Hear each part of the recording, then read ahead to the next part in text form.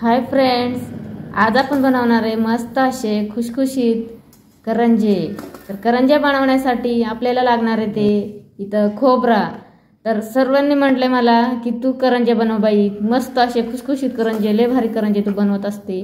खास करून आमच्या मिस्टरांना माझ्या हाताचे करंजे खूप आवडतात। तर मी आज बनवणार आहे करंजे। तर आपण इथं घेतलेलं आहे 1 किलो खोबरा करंजे बनवण्यासाठी। तर खोबरा 1 किलो घेतलंय, 1 वाटी रवा, तर इथं घेतलेले पावशेर साखर, 250 ग्राम, 1 वाटी साखर। आणि त्याला लागणारे साहित्य म्हणजे इथं आपण घेतलेले अर्धी वाटी पांढरे तीळ आणि अर्धी वाटी खसखस आणि काजू, मनुके, चारुळे आणि बदाम। तर हे सगळं आपल्याला करंजा बनवण्यासाठी लागणार आहे। तर आपण सर्वात आधी काय करूया, बदाम आणि काजू आणि मनुक्याला मी 1-2 पीस करून घेणार आहे, कट करून घेणार आहे। आणि काजूला पण तुकडे करून घेणार आहे आणि बदामाला पण तुकडे करून घेऊया। आणि साखर आपले पिठी साखर करून घ्यायची आपल्याला। तर ह्याच्यामध्ये मी इलायची टाकून घेतले, आपण ह्याला बारीक करून मिक्सरमधनं काढून घेऊया। आणि रवा आपला भाजून घ्या, लास्टला मी दाखवणार आहे तुम्हाला। सर्व वस्तू आपल्याला तुपामध्ये तळून घ्यायचे। तर आपण हे साईडला ठेवून देऊया। आणि खोबरा हे आपल्याला खिसणीच्या मदतीने बारीक असं खिसून घ्यायचे। हे बघा, मस्त असे काजू पण मी तुकडे करून घेतलेत, मनुके पण 1-2 तुकडे करून घेतले आणि बदाम पण तुकडे करून घेतलेत। तर आता आपण आपले हे तयार झालंय सारण, बारीक तुकडे करून घेतलेलं। आता आपण खोबरा खिसून घेऊया। खोबरा खिसण्यासाठी आपल्याला एक अशी मोठी ताट घ्यायची आणि खिसणी घेतले आणि इथं आपण खोबरा पण घेतलेलं आहे। तर आपण खोबरा खिसून घेऊया। असं खिसणी ठेवून या प्रकारे असं खिसून घ्यायचं।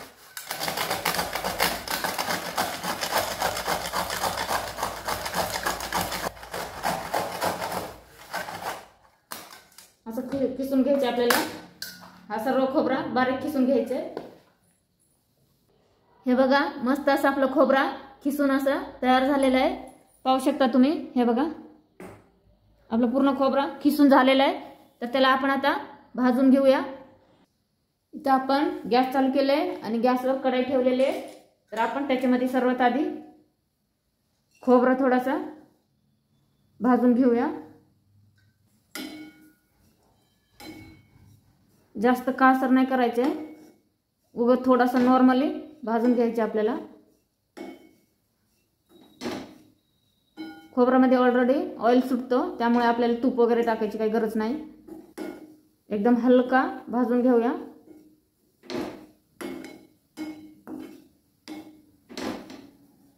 या प्रकारे थोडासा हलका लाल झालेला आहे आपला खोबरा। तर आपण काढून घेऊया। आपण अर्धा खोबरं काढून घेतलेलं आहे, अर्धा अजून राहिलंय आपलं, तेही टाकून द्यायचे।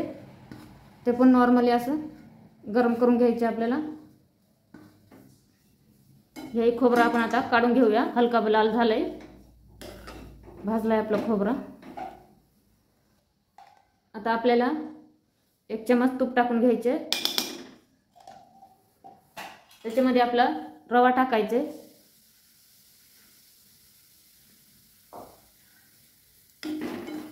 रव्याला थोडासा भाजून घ्यायचे।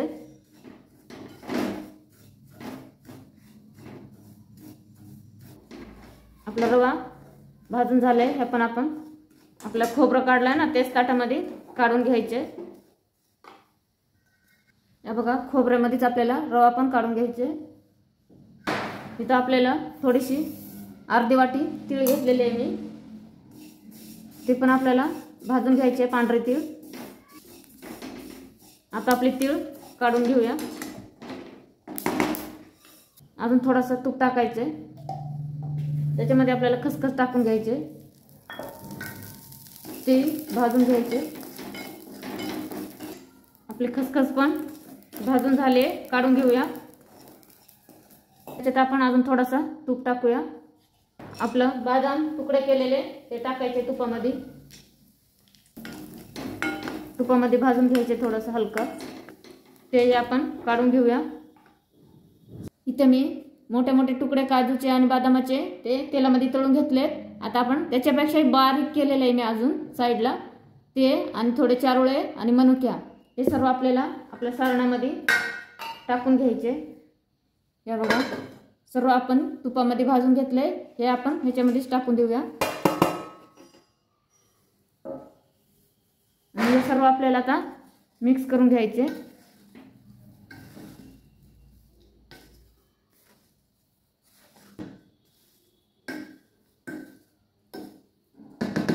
सर्व आपण मिक्स करून घेतले। आता आपण ह्याच्यामध्ये पिठी साखर टाकूया। साखर बारीक मधनं मिक्सर मधनं बारीक करून घेतले, त्याच्यामध्ये इलायची टाकून तर ते आपण ह्याच्यामध्ये टाकून देऊया। 1 वाटी पिठी साखर घेतली मी, ते आपल्याला छान असं मिक्स करायचे, हाताने मिक्स करायचे।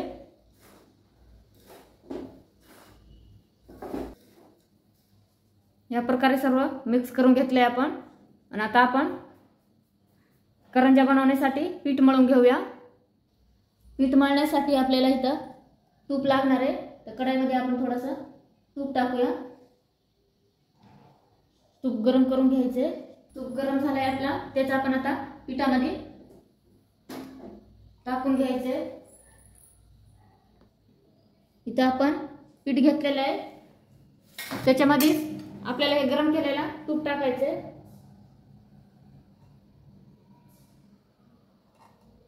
आणि छान असं पिठामध्ये मिक्स करून घ्यायचे। त्याच्यातच थोडासा चिमूटभर मीठ पण टाकायचे। आणि आता थोडं थोडं पाणी टाकून आपल्याला पीठ मळून घ्यायचे।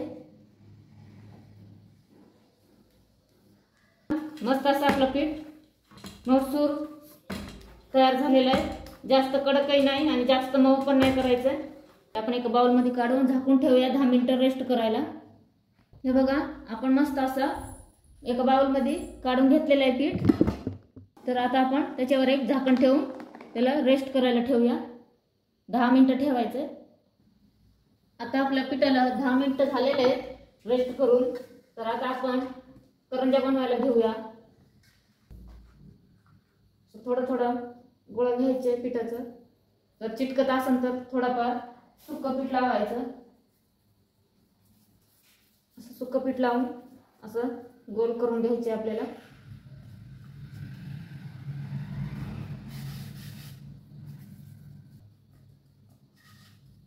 आपल्याला याची पाळी लाटून घ्यायचे।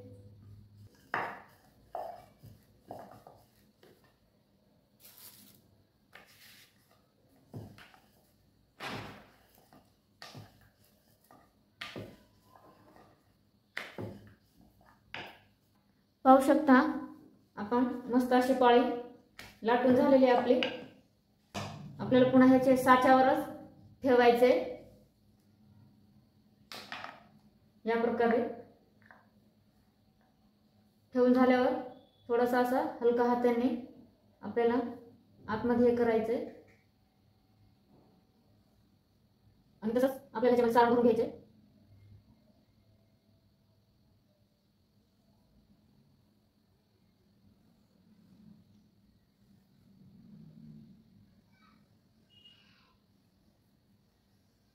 या प्रकारे सारण भरून घ्यायचं। थोडासा उगं कॉर्नरला असं पाणीचं हे लावायचं, जास्त नाही लावायचं आपल्याला, थोडंच लावायचं। आणि ही पाळी अशी इकडे घ्यायची आपल्याला।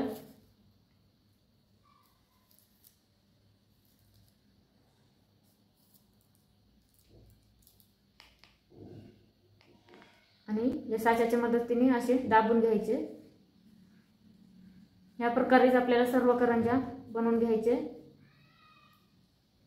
एक्स्ट्राचे पीठ आपल्याला काढून टाकायचे।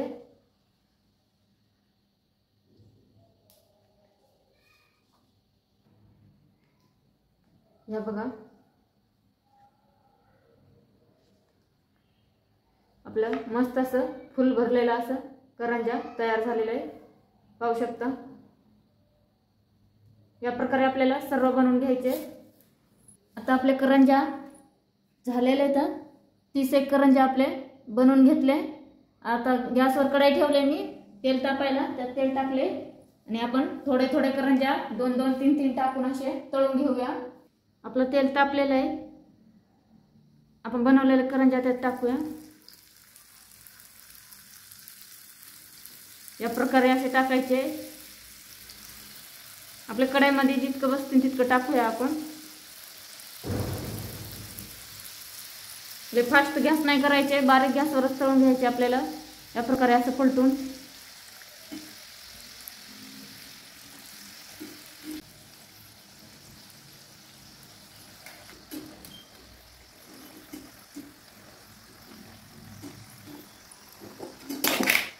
असे लालसर तळून घ्यायचे. लालसर तळून झाल्यावर आपल्याला काढून घ्यायचे. बघू शकता या प्रकारे बदामी कलर आले की लगेच आपल्याला काढून घ्यायचे.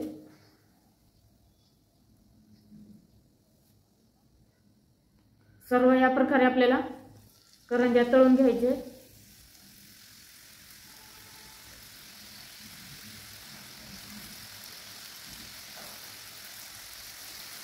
आपलं तेल चांगलं ड्राय झालंय करंज्याला. आपण एका ताटामध्ये काढून घेऊया.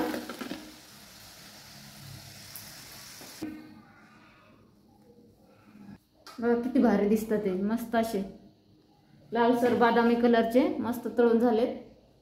हे बघा आपले सर्व करंज्या मस्त असे बनवून झालेले आहेत.